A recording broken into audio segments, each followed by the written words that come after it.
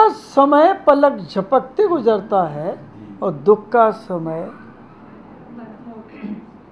गुजारे नहीं गुजरता है। क्योंकि सुख के समय में हम मस्ती में होते हैं, विशुद्ध होते हैं, हमें होश नहीं रहता। और सुख के समय में हम नहीं, सुख के समय में बेहोश होते हैं और दुख के समय में हम जागृत होते हैं। और दुख के प्रति द्वेष भाव है, सुख हमारा मैत्री भाव में है। तो एक मित्र जो आपके पास बैठता है घंटों में, एक छोटी सी उदाहरण देता हूँ, बहुत अच्छा है। देखिए, आप जब संत की सभा में सुनने के लिए जाते हैं तो उसमें उबाई भी आती है, थकावट भी लगती है, आसन भी बदलते हैं, है ना, किसी को झपकी भी आती है, आती ना, सबकी बात नहीं कर रहा हूँ, बता रहा हूँ। लेकिन जब संत की सभा से निकले और आप यहाँ जब सब कुछ हो रहा था और उसने कहा भाई साहब आपको एक बात मालूम है? बोली क्या? अरे बोले वो फलाने चंद के बारे में मालूम है। बोले क्या? अब वो खड़े होकर के सड़क पे 1 घंटे सुन लेगा, ना उबाई आएगी ना जमाई आएगी, ना झपकी आएगी, ना पाँव दुखेंगे, ना भीड़ दिखेगी, ना आदमी दिखेगा, खाली और क्या कहा? अरे यार मुझे ताज्जुब लग रहा। हाँ और फिर लड़की लौटी कि नहीं? अरे यार लड़की तो ऐसी नहीं थी ना। अरे तुम्हें मालूम नहीं, मेरे को मालूम, 10 लड़के पीछे लगे थे। अच्छा उसकी निंदा सुनने में बड़ा उत्साह था, है कि नहीं? आ जाइए, है ना, निंदा सुनने में उत्साह बहुत है। तो घर में जिस व्यक्ति के अंदर उत्साह है वह व्यक्ति हर कार्य को हंस करके करेगा, समझ रहे? और घर में जिसके अंदर उत्साह नहीं है तो धीरे धीरे कदम चलाएगा। आज विनीत नहीं आए सुमन और विनीत की कार्य की शैली में कितना अंतर है? धीरे धीरे धीरे करेगा और सुमन पट्ट करेगी, रख दिया। आया कितना फर्क है? तो जिस कार्य के प्रति उत्साह होगा वह कार्य हमारा पलक झपकते संपन्न होगा, और जिस कार्य में उत्साह नहीं होगा वो कार्य रोते रोते होगा। तो उसका अर्थ यही है कि रोते हुए सफल लंबर। अंतिम प्रश्न है, संसार की अदालत में मुझे यदि सम्मान के साथ खड़ा होना तो क्या करना चाहिए? संसार की अदालत में मुझे यदि सम्मान के साथ खड़ा होना है तो क्या करना चाहिए? बहुत अच्छा प्रश्न है। संसार की अदालत में अगर हमें सम्मान पूर्वक खड़ा होना है तो क्या करना चाहिए? बहुत अच्छा प्रश्न है। ऐसा कोई कार्य ना करे जो शर्मिंदगी पैदा करे। आंखें नीचे रखनी चाहिए। ऐसे बैठ के ना बोले सम्मान नहीं होगा।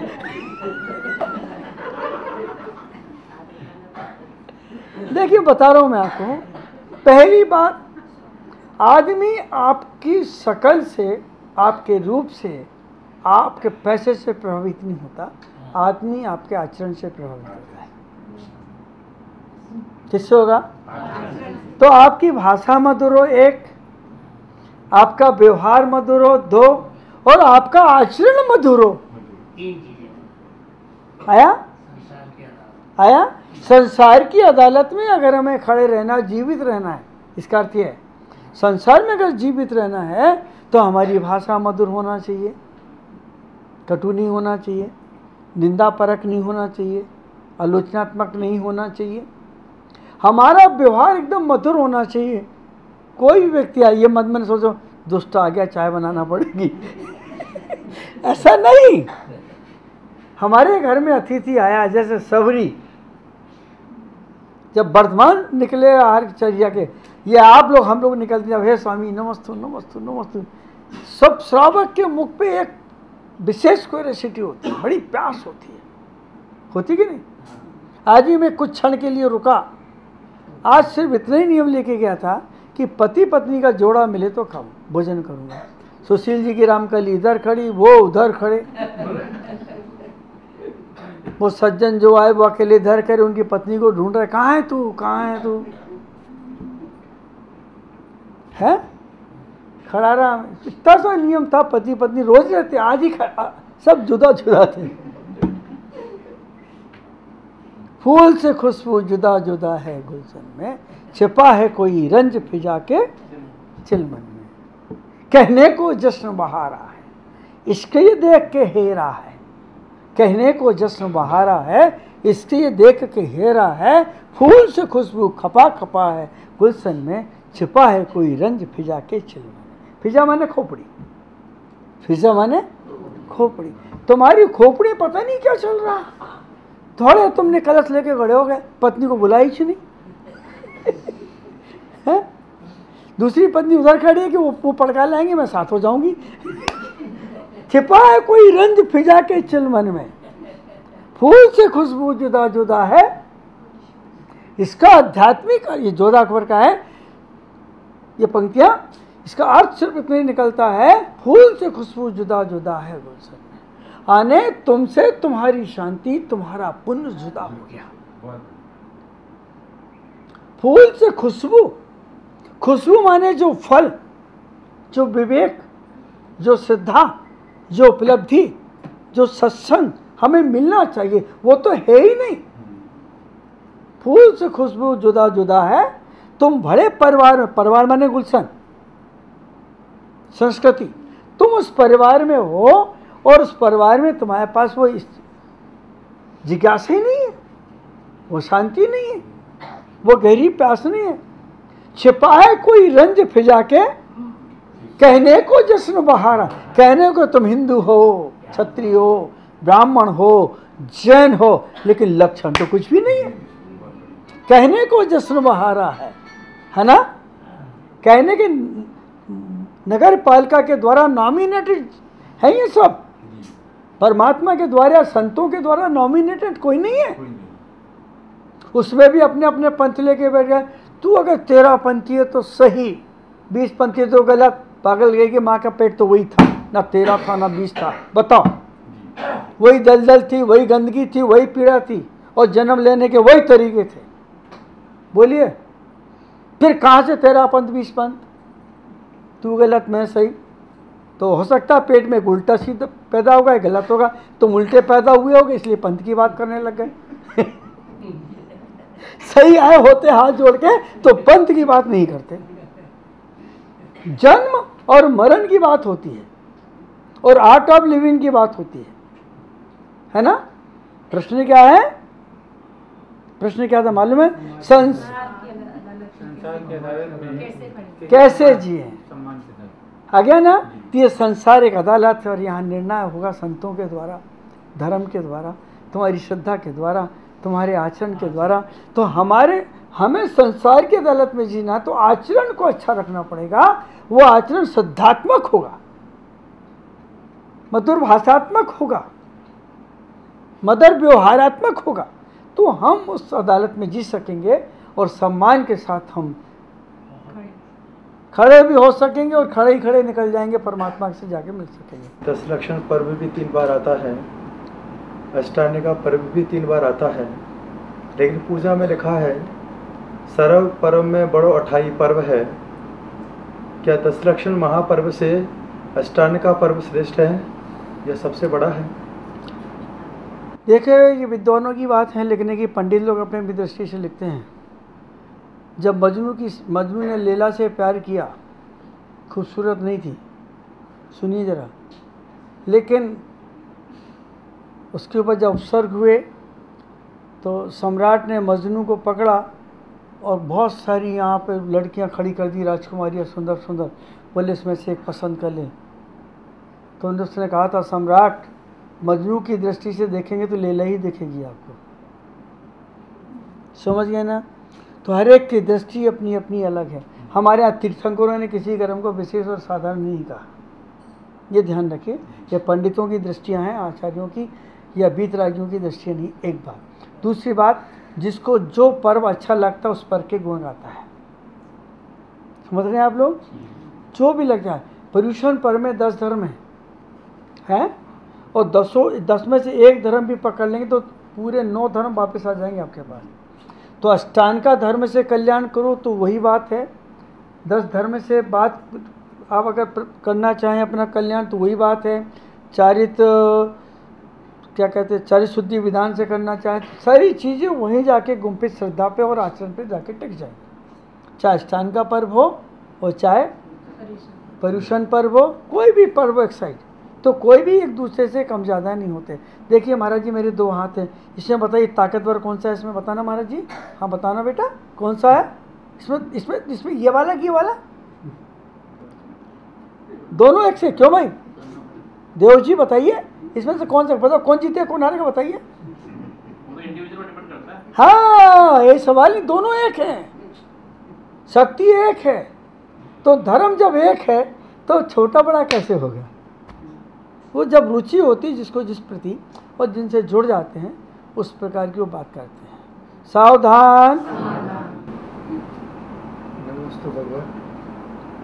विद्वान लोग लिखते हैं संसार में विश्वेल नारी तज गए चोगीश्वरा, और आचार्य मानतुंग स्वामी लिखते हैं स्त्रीणाम शतानि शतसो जनयंति पुत्रान। एक तरफ स्त्रियों की बुराई की जा रही है और एक तरफ आचार परमिष्ट स्त्रियों की गुणगान कर रहे हैं। इसमें सबसे ज़्यादा श्रेष्ठ क्या माने, किस प्रकार से माने? भगवान कबीर के एक दोहे में पुरुष के लिए 6 गाली है, स्त्री को 1 ही गाली है। तुलसीदास जी के उसमें क्यों भाई?